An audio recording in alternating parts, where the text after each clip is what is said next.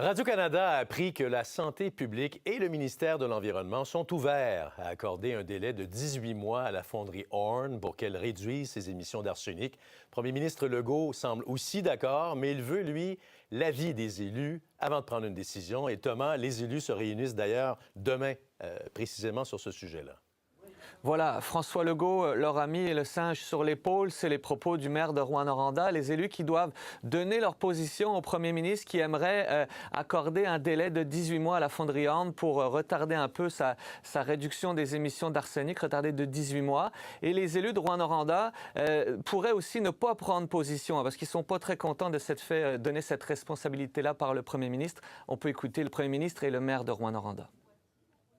On a une entreprise qui est prête à investir 300 millions pour se conformer. La ville me dit, le maire me dit, M. Chapado, qui est ouvert. Si le conseil municipal appuie, moi, je vais prendre pour acquis que les citoyens appuient un délai de 18 mois. La décision par rapport au dossier de la fonderie appartient à François Legault d'accorder ou de ne pas accorder le délai supplémentaire. C'est pas par manque d'intérêt qu'on ne s'est pas prononcé sur le dossier jusqu'à maintenant, nous, comme ville.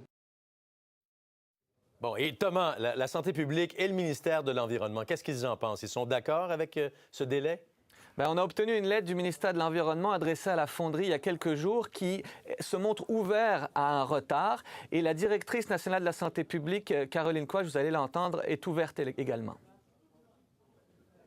Je vous dirais qu'un délai supplémentaire de 18 mois engendre un risque marginal de cancer. C'est-à-dire qu'une personne qui a vécu là depuis quelques années, ce 18 mois supplémentaire n'est pas un risque énorme de cancer.